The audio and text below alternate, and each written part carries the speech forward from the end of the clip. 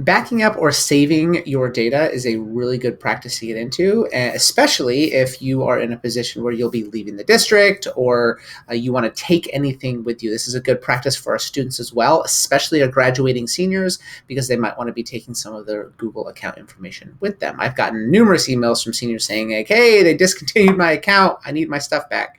So the tool Google has for this is Takeout, Google Takeout. So takeout.google.com will take you to a page that looks like this. So you've got a couple of different options. You can export all of your data and transfer it directly to a personal Google account, or you can export all of your data into individual files and you can download those to some sort of offline source. I recommend that. You can go buy an external hard drive. I got this one on Amazon. It's 5 terabytes. It's huge, and it'll just save all of my stuff. And so every now and then I'll just export and archive all my data and download it, and that way I have it in case something were to happen to all of my stuff in the cloud. So here's the way this works. You will have everything automatically selected. These are all of the things that come along with your Google account. You absolutely can just export everything if you wanted, but you don't use all of these things. So I like to deselect all and then go down and select the things that I know I've been using or maybe I want to save, right? So my classroom data, Google Sites, blah, blah, blah, blah, blah. The things that you probably really will want to save are your Google Drive. That's where all of your stuff is stored. So at the very least, export the stuff from your Google Drive. I'm going to deselect these things just so you can see. Once you've gone through and you found the stuff that you want to save and you've deselected the stuff that you don't, you can scroll all the way down to the bottom. I want to save my YouTube stuff too. That's a good idea.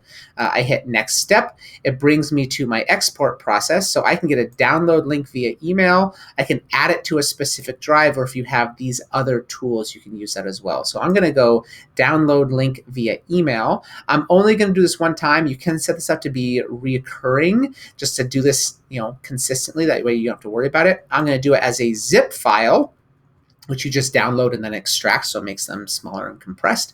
And then you can decide how large you want those files to be. So if I have 40 gigabytes worth of data in my Google Drive, which I have significantly more than that, but if I have 40 gigabytes worth of data and they're all going to, and I set my maximum file size to 2 gigabytes, I'm going to get 20 individual files. I have to download each of those. So if you've got your sizes here, remember, the larger the file, the longer it's going to take to download. So I am going to keep that at 2 gigabytes, and then I'm going to create my export. And then right now it's saying it's creating a copy of all of those files from those 2 different places. That was just my YouTube and my Google Drive. I probably just got this email which says, hey, someone just requested an archive of your data. Was that you? Which is nice that they did that. And then I will get another follow-up email when everything is ready. And I've actually done this before. Let me pause the video and see if I can find what that email looks like.